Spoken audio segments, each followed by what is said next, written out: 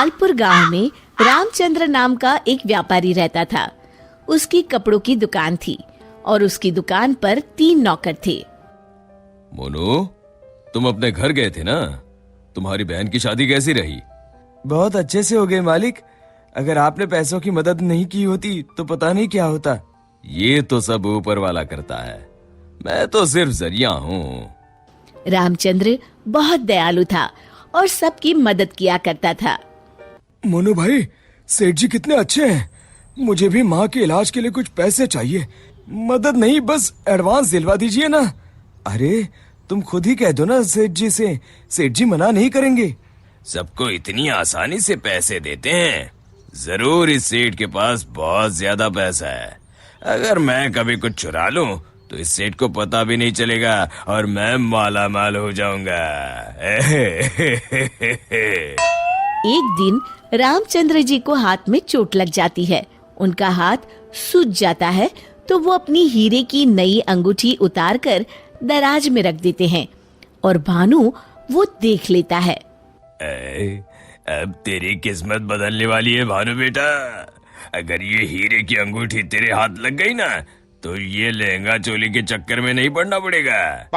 अपनी भी एक दुकान होगी, तू भी दिन भर सेठ की कुर्सी पर बैठा रहेगा, तेरे आगे पीछे नौकर चाकर घूमेंगे।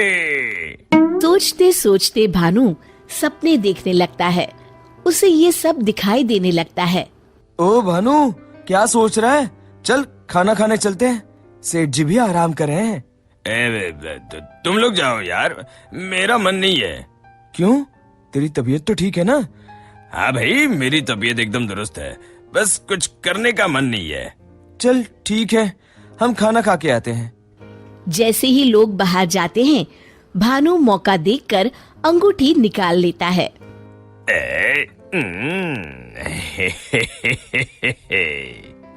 शाम के समय। आज का हिसाब खत्म करो बच्चों, अब दुकान बंद करने का समय हो गया है। जब वे दराज खोलते हैं, अरे ये क्या, मेरी अंगूठी कहाँ गई? मोनू, भानु, भोला, तुम लोगों ने मेरी हीरे की अंगूठी कहीं देखी है क्या? कौन सी अंगूठी मालिक? क्या हुआ मालिक? अब कुछ नहीं, अब कल सुबह मिलते हैं। रामचंद्र रात भर सोचते रहते हैं। अगली सुबह। आज दुकान को दुल्हन की तरह सजाओ, हर आने जाने वाले का मुंह मीठा करवाओ, आज बड़ी खुशी का दिन है। ऐसी क्या बात है सेठ जी? दरअसल कई सालों पहले एक दिन मुझे एक हीरे की अंगूठी मिली। मैं उसे उठा के घर ले आया। उसी रात मुझे सपने में आकर एक बाबा ने श्राप दिया कि तूने पैसों के लालच में जो अंगूठी उठाई है, अब वही तेरा नुकसान करवाएगी। जब से वो अंगूठी मेरे पास थी, मुझे कहीं न कहीं घाटा होता रहता था। घर में कोई न कोई बीमार होता रहता था। पर कल वो अंगूठी किसी ने चुरा ली और वो चोर अंगूठी के साथ साथ श्राप भी ले गया। पर अगर ऐसा ही था तो आपने वो अंगूठी फेंक क्यों नहीं दी सेठ जी? अरे बाबा जी ने कहा था कि न मैं उसे फेंक सकता हूँ, ना ही किसी को दे सकता हूँ। बस मुझे इंतजार करना है कि कोई स्वेच्छा से वो अंगूठी मुझसे ले ले।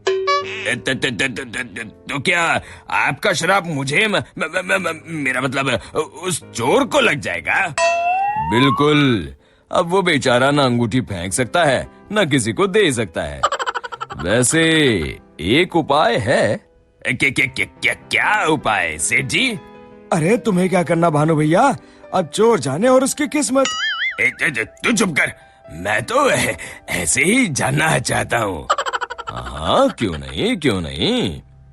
दरअसल अगर पूर्णिमा की रात को चोर हमारी दुकान के पीछे वाले बरगद के नीचे अगर अंगूठी गाड़ दे तो वो श्राप से बच जाएगा। तो आपने क्यों नहीं ऐसा किया सेठ जी? तू मेरी जान ले ले। अरे भाई, मुझे ये उपाय अभी पता चला।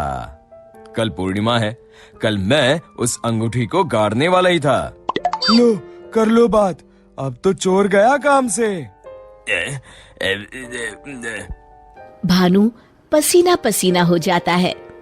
रामचंद्र अगली रात बरगद के पीछे छुपकर बैठ जाते हैं। तभी उन्हें एक परछाई आती हुई दिखती है।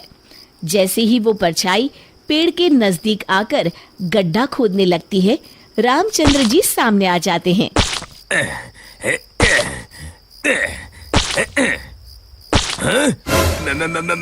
मर गए रे। मुझे माफ कर दीजिए सेठ जी।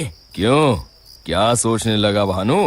माफ कीजिए, मैं हाथ जोड़ता हूँ, आपके पैर पकड़ता हूँ, मुझे माफ कर दीजिए। मुझे इस शराब से मुक्ति चाहिए। ये क्या अगड़म बगड़म बोल रहा है? शराब से मुक्ति चाहिए तो प्रायश्चित कर और कसम खा, आज के बाद कभी चोरी नहीं करूंगा। नहीं नहीं नहीं नहीं नहीं करूंगा मालिक, मुझे पुलिस को मत सौंपिएगा, चाहे नौकरी से निकाल दीजिए। मैं कल ही चुपचाप गांव छोड़ के चला जाऊंगा। मैं नया काम देख लूंगा और कभी चोरी नहीं करूंगा। वादा? वादा मालिक, वादा। अरे भाई, अगर तुम वफादारी की कसम खाओगे तो मैं तुम्हें काम छोड़कर कैसे जाने दे सकता हूँ? आप सच में महान है मालिक, आप सच में महान है। महान तो वो ऊपर वाला है। अब चलो काम पर लग जाओ। शिक्षा: अगर किसी को अपनी गलती का एहसास हो जाए तो उसे माफ कर देना चाहिए।